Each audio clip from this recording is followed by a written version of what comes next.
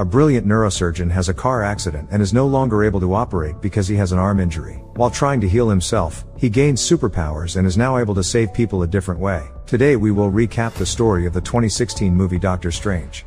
The story begins in a library at a Buddhist temple. Several villains in dark hooded cloaks enter. They find the librarian putting one of the oldest books in its place, the Book of Cagliostro. The villains surround the librarian, creating fiery weapons with their hands and attacking him. After performing a strange ritual, the librarian passes away, and the leader of the villains, named Caecilius, tears several pages from the Book of Cagliostro. The thieves attempt to flee, but a woman in a yellow cloak enters the library. She warns the thieves that the stolen spell will bring only sorrow. Passing through a sphere of fire, the villains flee onto the streets of modern New York. The woman in the yellow cloak follows them and creates a mirror dimension from which it is impossible to interact with the real world. In this mirror dimension, the woman alters the laws of gravity and challenges the villains to a fight while standing on the wall of a house. She creates fiery weapons with which she easily dispatches her foes. Caecilius and a few of his henchmen manage to escape through a portal. After that, the woman herself leaves the mirror dimension and, having removed her hood, walks out into the streets of New York. Meanwhile,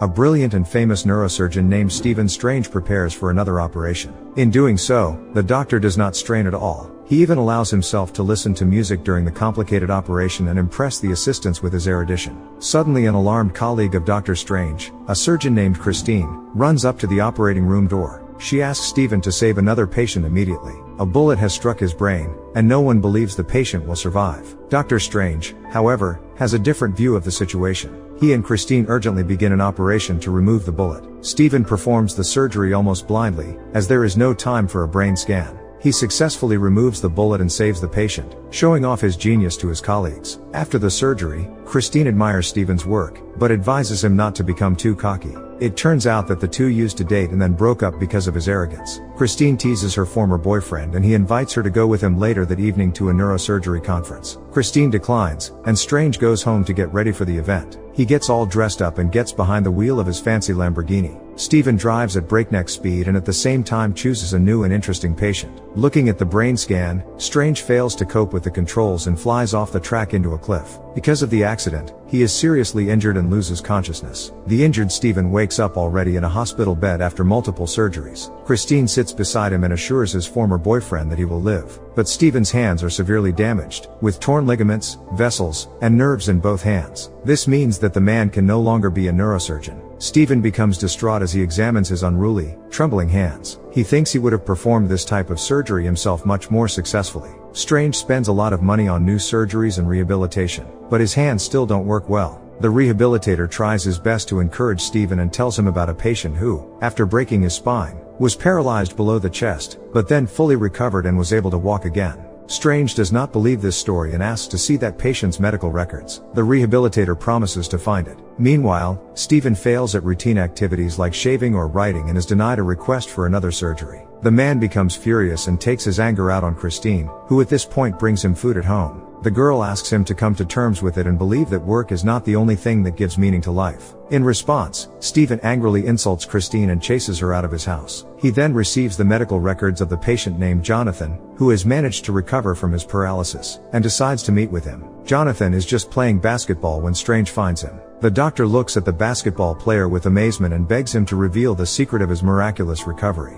After a little hesitation, Jonathan tells him that after an unsuccessful rehabilitation of his body, he decided to take up spiritual practices. The man found a teacher, his spirit was set free, and then his body was able to heal itself. He could have continued to practice enlightenment, but he decided to return to his usual life. The place where Jonathan found a teacher was called Kamar Taj. Impressed, Stephen travels to Nepal in search of the mysterious Kamar Taj, but there is very little information about it, so the man is forced to wander the streets of Kathmandu and harass passers-by with inquiries. Suddenly a mysterious man in a raincoat notices Stephen and begins to follow him. Strange continues to wander and finds himself in a nook, where he is attacked by Nepalese goons. The man in the cape comes to his aid. He easily disarms Stephen's attackers and offers to take him to Kamar Taj. The man's name is Karl Mordo and he advises Strange to leave his wits behind the threshold of Kamar Taj. In this temple-like place, Stephen is treated to tea, and a great ancient teacher, the same woman who was involved in the fight with Caecilius, immediately approaches him. The Ancient One, as her students call her, knows all about Strange and says that his own body can be made to repair itself. The doctor immediately tries to look at the teacher's methods from a medical perspective, but fails to see any logic. The Ancient One shows Stephen images of chakras, acupuncture, and MRI scans, saying that all of these methods are correct but one-sided. Her methodology, on the other hand, is based on the power of faith. Stephen ridicules the teacher's statements and scoffs at her. Then the Ancient One punches Strange in the chest, thus pushing his astral body out of the physical one. The doctor still doesn't believe in the power of faith and suspects something was slipped into his tea. But the Ancient One does not give up, and with a touch to Stephen's forehead, she reveals his inner eye. The astral body flies out of the man's body again and is transported to distant space in a split second. Here Stephen sees whole worlds being born and passing away. The Ancient One says that the unity of matter and thought is the basis of the universe. Ideas shape reality. Stephen can see this by looking at his hand, from which many little brushes grow. In addition, there are vast spaces in the universe at the mercy of dark elements that are older than time itself. Seeing all this, Stephen returns to his body. He now has faith and asks to be taught this art, but the Ancient One casts him out beyond the doors of Kamar Taj. Over the course of 5 hours, Stephen begs to be let back in. The Ancient One feels that Strange has too much stubbornness, too much pride, too much arrogance, and with these qualities, he reminds her of Caecilius, a former apprentice who chose the wrong side. But Mordo assures her that by using a spell from Cagliostro's book, Caecilius can do a lot of damage, so Kamar Taj needs people like Strange. Finally, the doctor is accepted back and taken as an apprentice. Before going to bed, Stephen looks at his watch, which he treasures very much. It is a gift from Christine, and Strange actually does love her, but because of his arrogance he is unable to show affection. The next day, the Ancient One teaches Stephen to draw energy from other dimensions of the multiverse to create fiery weapons for defense and attack. The man begins to believe that he, too, will succeed. He becomes a regular visitor to the local library and reads many books on magic and ethereal matters. Here he finds the very same book of Cagliostro. Librarian Wang does not forbid him to touch it, but he is sure that Stephen will not understand anything in it. The doctor nevertheless opens the book and sees that several pages are missing. The spells in this book can be used to control time.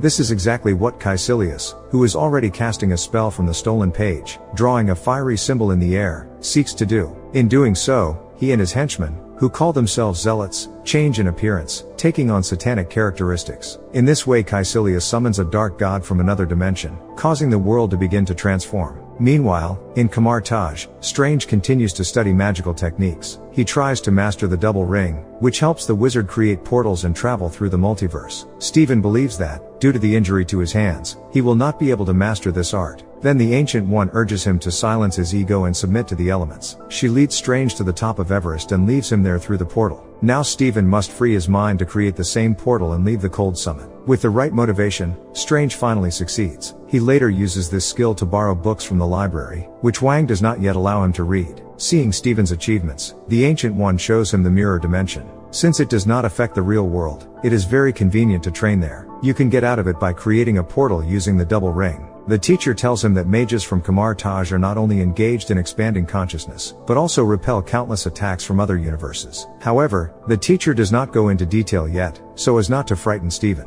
Later, Strange learns more about Caecilius. It turns out that the villain switched to the dark side because he stopped trusting the Ancient One. This is not surprising, since the Ancient One keeps all information about herself secret. No one even knows how old she is. Strange becomes familiar with various magical artifacts and learns how to create weapons. He also misses Christine and regularly writes unanswered emails to her. One day Stephen sneaks into the library and starts reading Cagliostro's book. The guy finds a magical artifact, the Eye of Agamotto, and uses it to learn how to control time. Stephen practices on an apple, which changes before his eyes from a whole and fresh fruit to a withered stump. Strange applies the same spell to the torn pages from Cagliostro's book, and they return to their place. The guy reads the spell and discovers a god named Dormammu, who rules the dark dimension and can grant eternal life. Stephen activates the spell, which begins to change everything around him, but then Wang and Mordo come running to him. It turns out that Strange almost breached the time matrix, which is strictly forbidden. Temporal loops, anomalies, and voids can be created in this way. A magician can become stuck and relive the same moment for an eternity.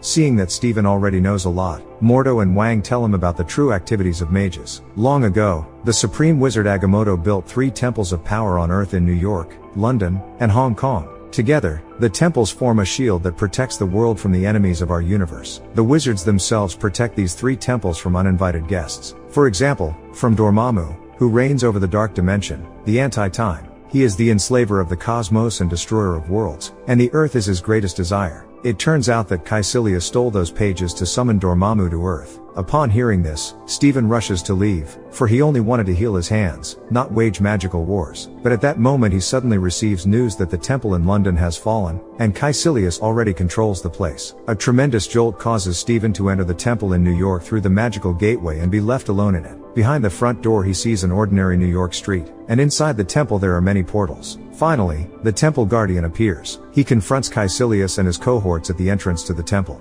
The guardian fights bravely, but is soon defeated. After that, the evil zealots begin to hunt Stephen down. Although the man's fighting skills are not yet at the highest level, he fights back with dignity. Due to the fact that Caecilius creates a mirror dimension, Strange has a hard time. However, it helps him expel the zealots to other dimensions through the portals. A duel between Stephen and Caecilius ensues, and suddenly a special artifact, the Cloak of Levitation, comes to the Doctor's aid. The cloak itself tells Strange in which direction to move. Thus, he manages to secure Caecilius in a metal suit that restricts his movements. The villain makes pathetic, nonsensical speeches, declaring that many will become a few, then one. And after that, Caecilius proceeds to lure Stephen to the dark side. He believes that Dormammu can grant all of Earth's inhabitants freedom from time and eternal life. Also, Caecilius believes that the Ancient One herself benefits from Dormammu, which is why she has lived for centuries. She does not uphold the laws of nature, but goes against them. But Stephen sees that Caecilius has become a ruthless criminal by serving Dormammu, which means that the god of the dark dimension cannot be trusted.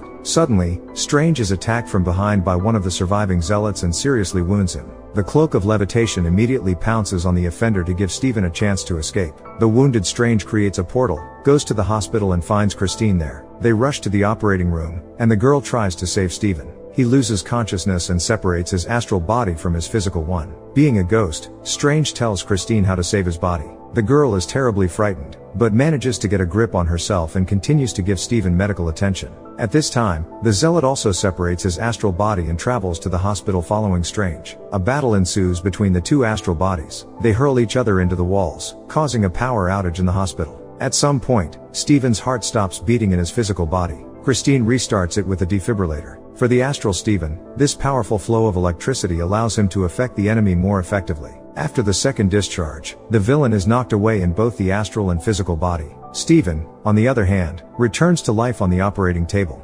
Christine stitches up the guy's wound and scolds him for being absent for so long, then reappears like this. Finally, Strange finds the strength to apologize to Christine for all the rude words and arrogant actions. He tells the girl about the Kamar Taj, and Christine decides it's a cult. Stephen laughs and says he has to go to a cult meeting. He shows the girl a portal to the temple and hides in it. Christine has no choice but to believe him. At the temple, Strange puts on his cloak and sees that Caecilius has escaped. Mordo and the Ancient One arrive. Stephen tells him that the villain crumbs the universe even beyond the mirror dimension, contrary to the laws of nature. Upon learning of Strange's exploits, the Ancient One suggests that he become master of the New York Temple and defend it with all his might. But Stephen says that he is first and foremost a doctor and can't deal with people, even if they are criminals. The Ancient One believes that this shows his selfishness, not his humanism. Then Strange points out that the Supreme Teacher is no saint either, since she got involved with Dormammu to prolong her life and violate the laws of nature. The Ancient One has nothing to object, and she elegantly evades the answer. Stephen and Mordo remain in the New York Temple alone. Then the Zealots arrive again.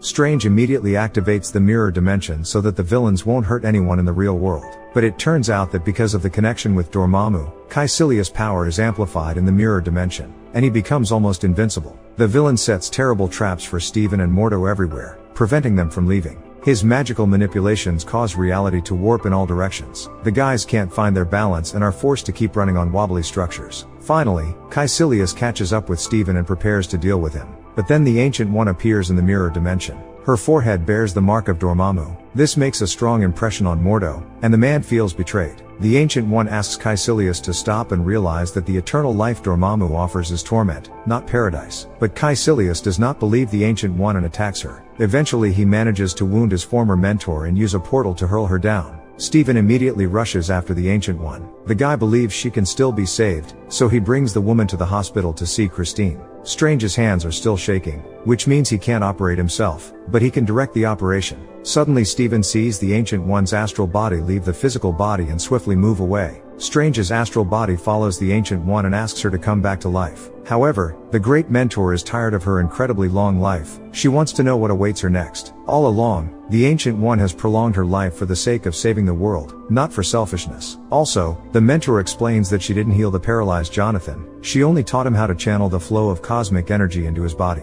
That is, the guy walks with the help of magic. Finally, the Ancient One asks Steven to continue her work and take Mordo as his sidekick, because the guys complement each other perfectly. The Ancient One squeezes Strange's hand and disappears into thin air. Steven walks over to Christine and embraces her. He now believes the girl's words that there is more to life than just work and that it is possible to save people in other ways. Christine cries, kisses Steven on the cheek and leaves for another operation. And Strange prepares for the fateful fight. Meanwhile, the Zealots, led by Caecilius, appear near the temple in Hong Kong. The mages of Kamar Taj and Wang rush out to meet them. The battle for the temple begins. Steven arrives at the ruined New York temple. A frustrated Mordo says it is the Ancient One's fault that the world is now falling apart. It is because of her sanctimony that Caecilius has defected to the dark side and called Dormammu to Earth. Strange asks his friend to pull himself together and fight the enemy. The pair go to the Hong Kong temple and see that it, too, has already been destroyed, and the dark dimension of Dormammu is coming to Earth. Mordo thinks it's the end of the world, but Strange is willing to argue with him. Suddenly he activates Agamotto's eye, rewinding all events. Destroyed buildings are reassembled brick by brick,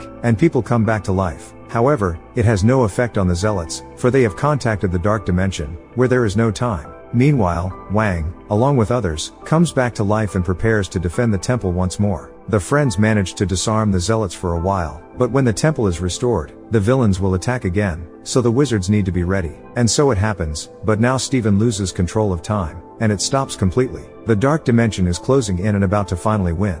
Suddenly Strange realizes that if you come to the anti-time dimension with the Eye of Agamotto, an anomaly is bound to happen. The guy rides back to Dormammu and creates a locked time loop. At first, Dormammu does not understand what is happening. Steven offers to negotiate with him, but the anti-time lord won't listen. He dispenses with Strange, but the time loop repeats from the beginning. Steven comes to negotiate again, and Dormammu takes him out again. The third time, the Lord of the Dark Dimension senses something wrong, and Steven tells him how the time loop works. Strange is willing to relive it time after time for all eternity, just to distract Dormammu and keep him from consuming the Earth. The guy isn't trying to win, all he cares about is keeping Dormammu captive. Finally, the Dark Lord gets fed up and agrees to negotiate. Steven demands that Dormammu take the Zealots and leave his universe alone. After that, Strange returns to the Hong Kong temple and enjoys the loss of Caecilius. The Zealots change dramatically in appearance and fly away into the dark dimension, and humans are no longer threatened by it. Afterwards, Steven, with the help of Agamotto's eye, restores the temple. Only Mordo is dissatisfied with everything that has happened. He is convinced that sooner or later he will have to pay for breaking the laws of nature. Mordo trusts no one else and decides to go his own way. Steven puts Agamotto's eye back where it belongs and decides not to play with time anymore. Wang praises him for this decision and informs him that news of the Ancient One's departure will soon be known in every corner of the multiverse. Kamar Taj needs to prepare for possible attacks. In the meantime, Steven sets out to rebuild and protect the New York temple. Determined, he puts on his favorite watch, a gift from Christine.